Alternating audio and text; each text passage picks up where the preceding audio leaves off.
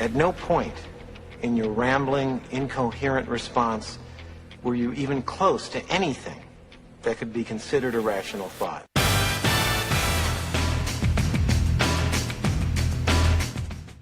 Well, I'm glad I got a smile out of you at least. It's important people to understand that's tongue-in-cheek, folks. We're going to get some valuable information today from our guest.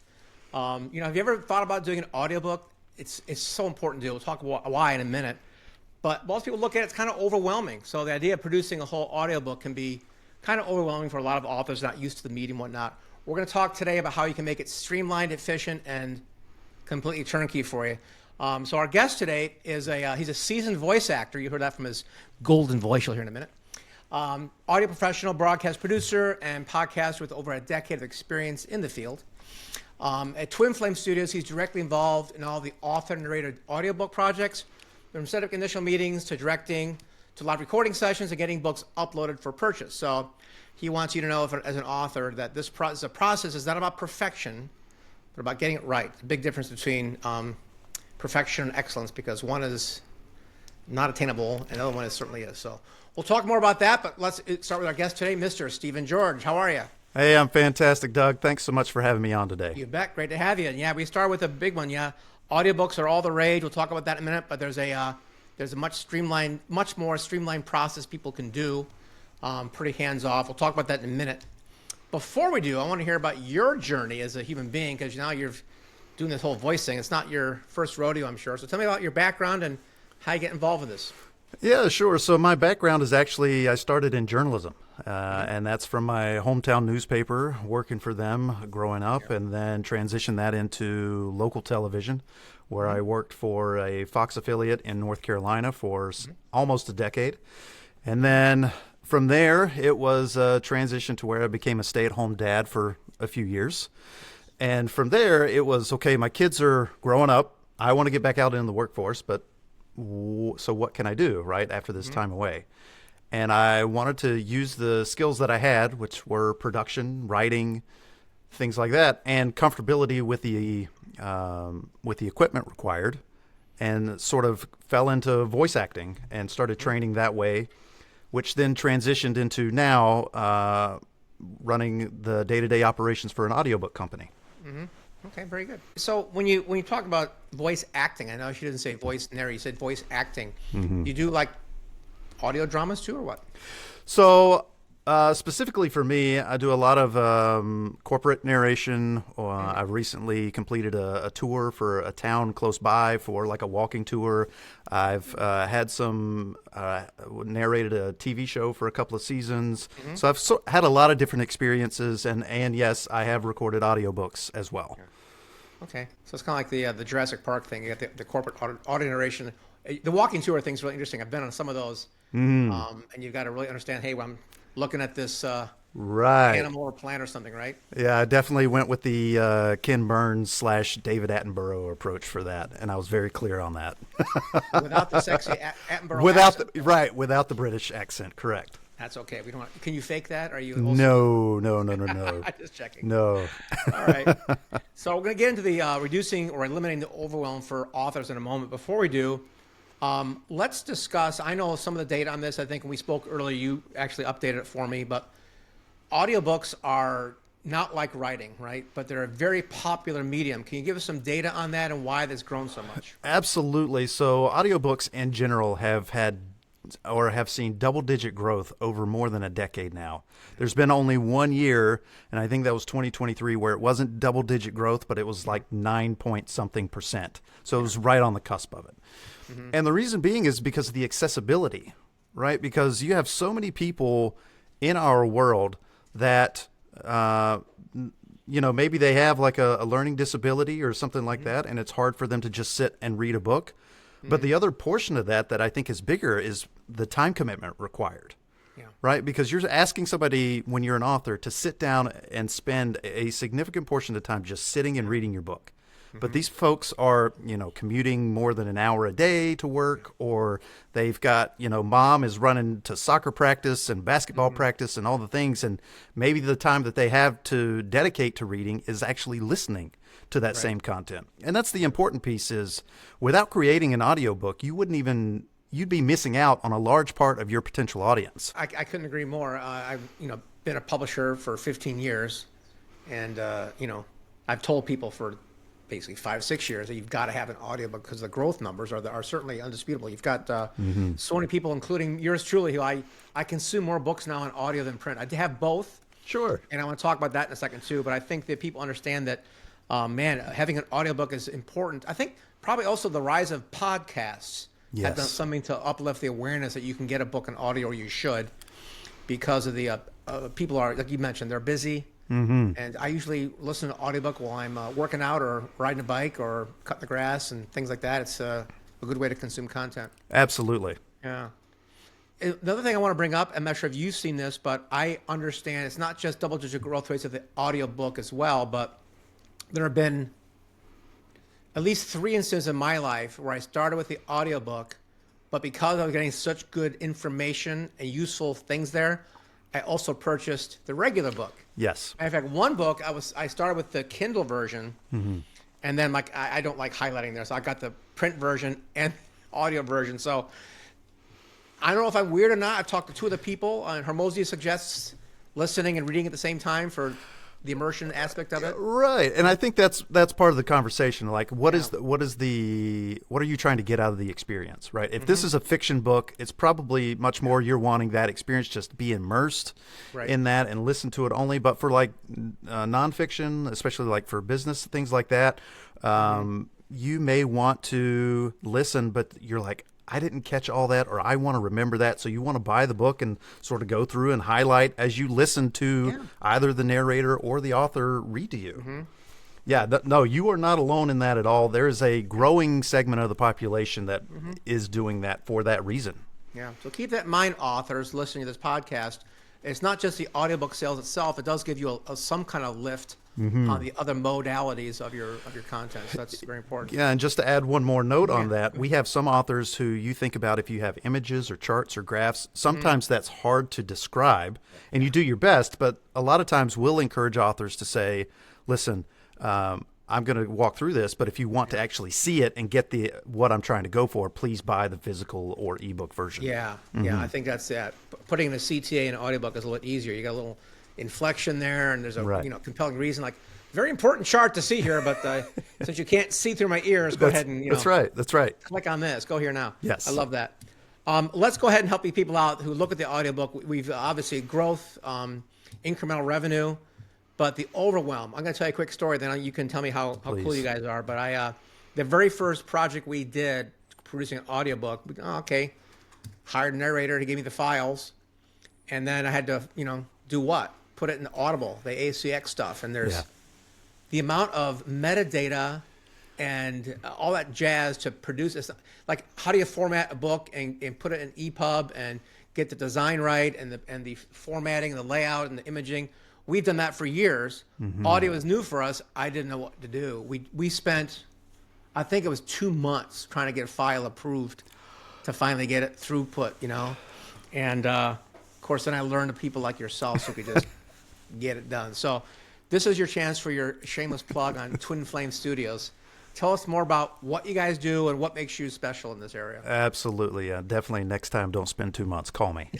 So from our perspective, we cover authors who want to record their own audiobooks and those who are just like, I don't want to do that. Help me find a narrator. We can do both. But our whole goal is to really hold an author's hand through the entire process. So you were talking about the account creation. That is one of the things that we work with on our authors, where we don't retain any rights or royalties to their book. Their book is their book. And so any accounts we create are going to be in their name, any bank account information, things like that, all that's in their name. They never have to ask us for any sales numbers, earning statements, all that. They can access any of that on their own because it's their account. But from a production standpoint, if you are recording your own book, we're going to be with you every step of the way remotely. And I do want to be clear about that, remotely, which means if you want to record the audiobook from your home, we certainly encourage that if it's possible, as long as there's certain criteria that can be met there. And we can get into that if you'd like in a minute. But the whole goal is to be mindful of the expense associated with this whole process because, as you know, authors spend a lot of money putting their book together and getting it out into the world and marketing, and the audiobook certainly needs to fit into that marketing aspect of it. But, so we're very mindful of what that cost is, and if we can do it from home, from the comfort of their home, we're going to allow it, and it'll save them that whatever they would have spent going to a studio to record it. Yeah, that's the biggest question is authors narrating or narrators. And I'm going to talk for a minute, then I want you to chime in on it. But coming from the media background, I understand the difference. And I had one friend of mine who, did it right. He went to his professional studio and hired a director. Yes. And this is one thing I'd like you to touch on, is that it's not just reading your book, folks. You can read your book, but most likely if you're not trained like Stephen, or if you don't understand communication in an audio format, you're going to put people to sleep by reading. Because nobody wants to. Imagine if I was reading something here. I could find a book and start reading. It'd be boring as heck. I mean, you really want to make it interesting and have voice inflections and, do things. So, but a lot of people don't want someone else to be their voice, and they want to do it themselves. Yes. So talk to us about the pros and cons of professional narration versus doing it yourself on not the production side. We'll get the production side in a minute. I'm talking more about the connecting with the audio listener. Yes, and we do work in the space where we're largely nonfiction. We certainly do fiction as well, but most of our clients are authors. They're first-time authors, or sometimes multiple times, but they're trying to build a brand, their own brand. And so it's really important for them to be able to be the voice of their own book, to help them maybe get a keynote or, go to be a public speaker, something along those lines. So this is sort of a stepping stone for a lot of them.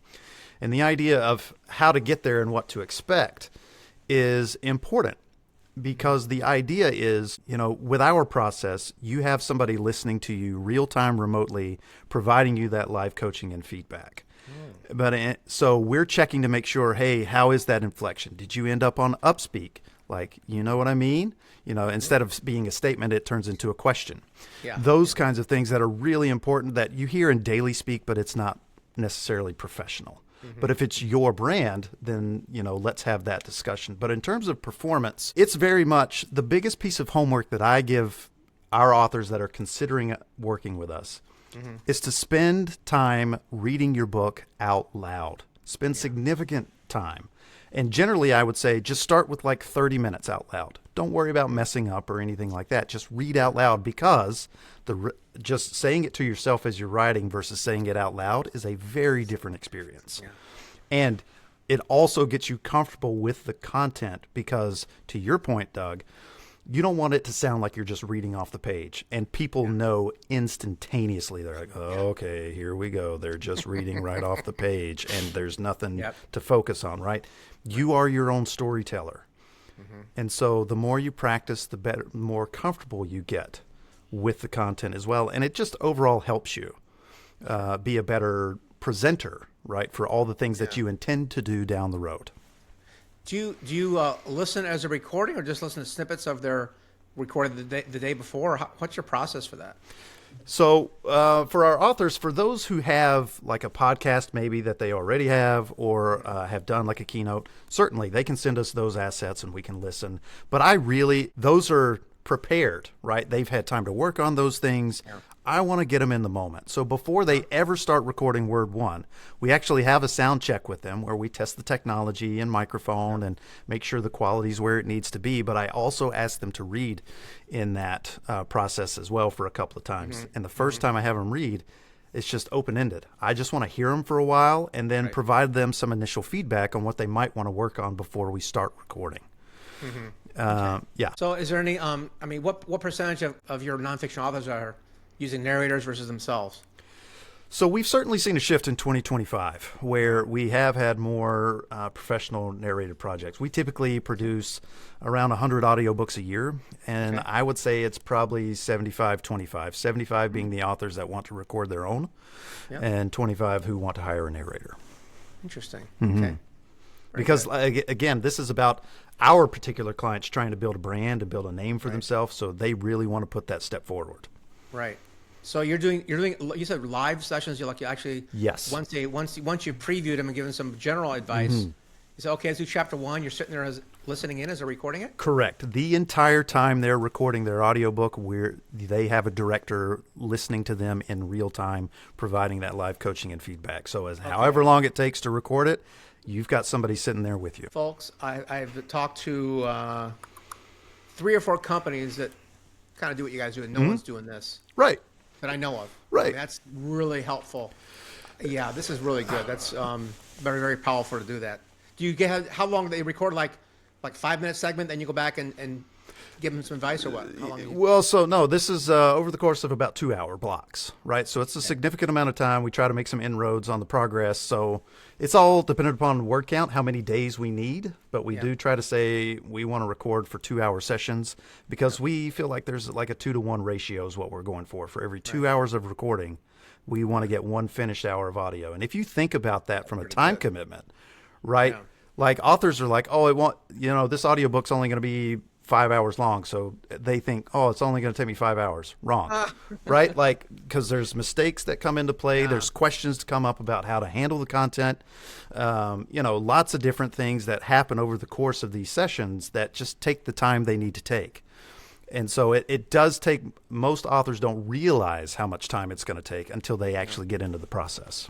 I'm impressed with the 2-to-1 ratio. I know when I studied filmmaking, it was for every 3 minutes on screen, it's about a whole day of shooting. Whoa, right. And again, so this is just like that live recording. This doesn't take into account the editing that happens afterwards, right? Yeah. So if they're fumbling through things, you teach them, okay, do a 3 count and start again and just keep going, right? Well, so typically in that process, the way we operate, we're pretty nimble in the technology that's available to us today. And so our directors and I will, like, once we hear the mistake, we'll say, hey, we'll cut in and say, hey, I heard you kind of stumble here. Let's go back and fix that. And we'll actually remove the mistake in real time so that when the files get to our editors, they can be more efficient with their time. Wow, that's really impressive. Okay, neat. Okay. Well, no discussion will be complete on this without talking about AI. So Sure. I'll let you just riff on it, and then I'll ask you some questions about AI voices and how they've completely gotten much, much better lately. And tell us how that works in your world. Sure. So for us, we are humans only at Twin Flame Studios. We want to use human narrators. We support our human narrators. We're all creators. So for authors have certainly asked about creating clones of their voice. Yeah. And also, using AI clones of just whomever.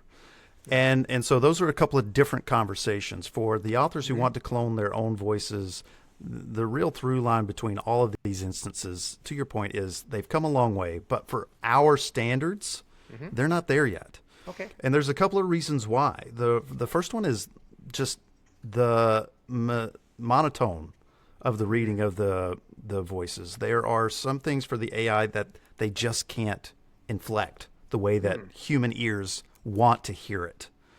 And so companies are spending a lot of time trying to make cloned voices sound human. Well, why not just use a human?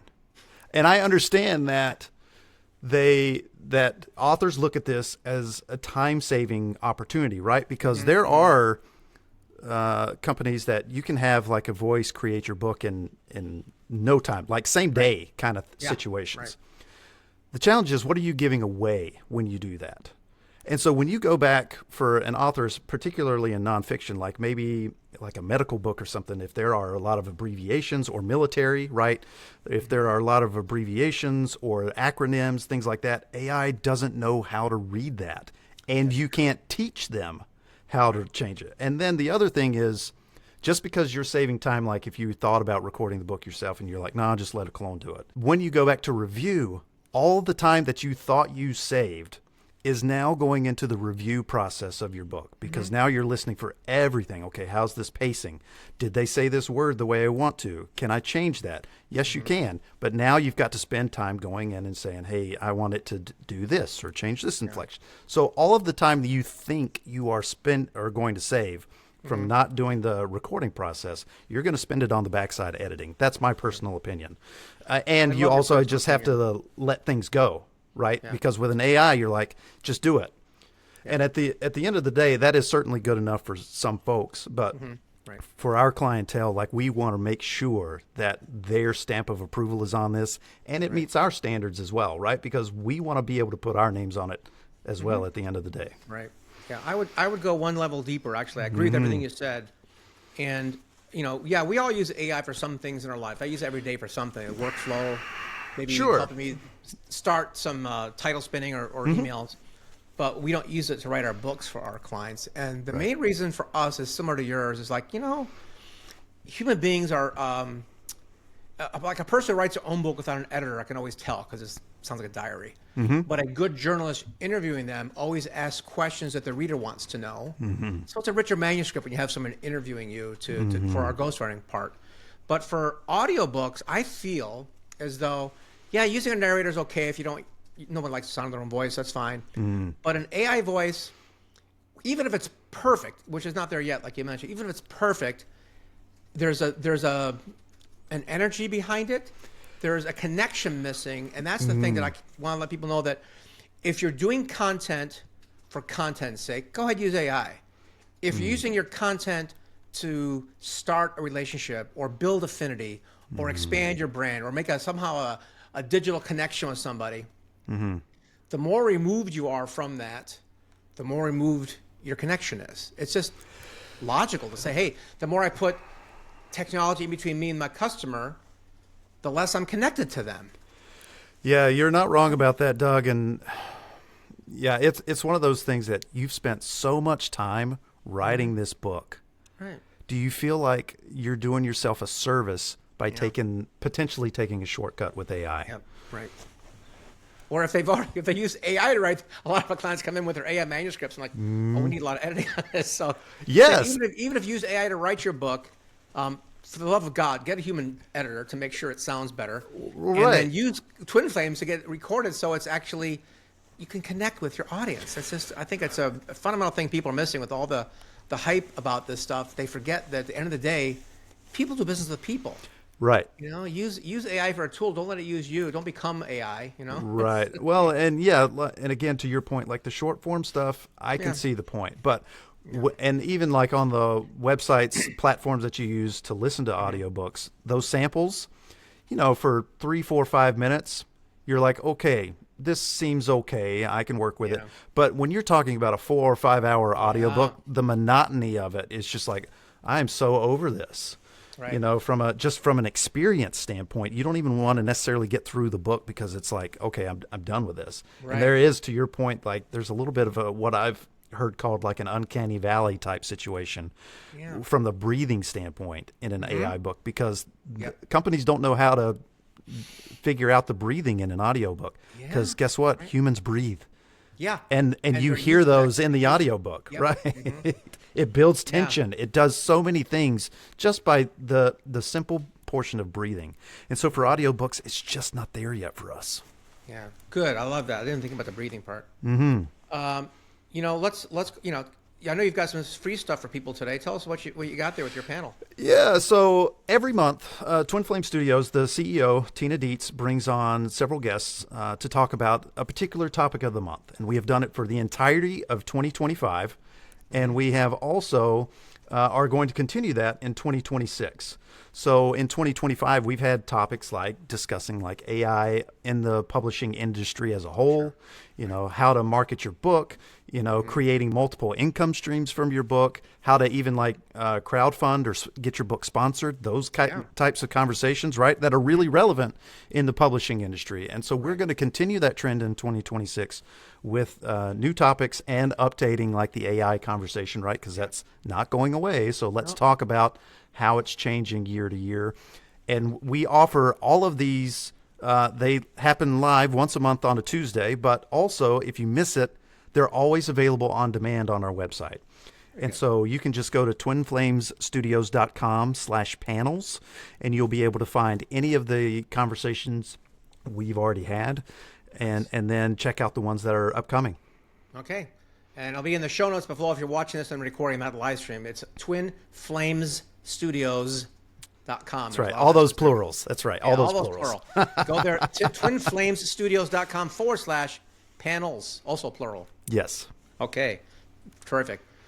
Stephen, any parting words of wisdom for our future audio authors out there? Yeah, so for any author that's considering the book, you heard me give the homework earlier of just spend some time doing that oral edit. Read your book out loud.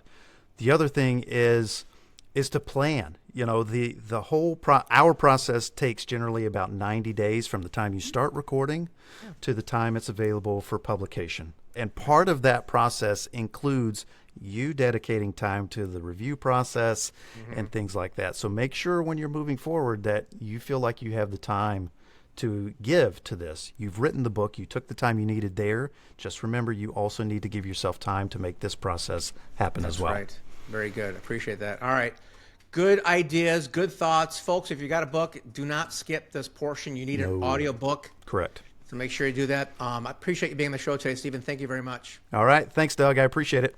You bet. Okay, that concludes our show for today at the Author Your Brand Show. I'm your host, Doug Crow. This was Stephen George from Twin Flame Studios. Check them out. And if you didn't take notes, just click below. There's some notes there for you. Thanks. Bye-bye.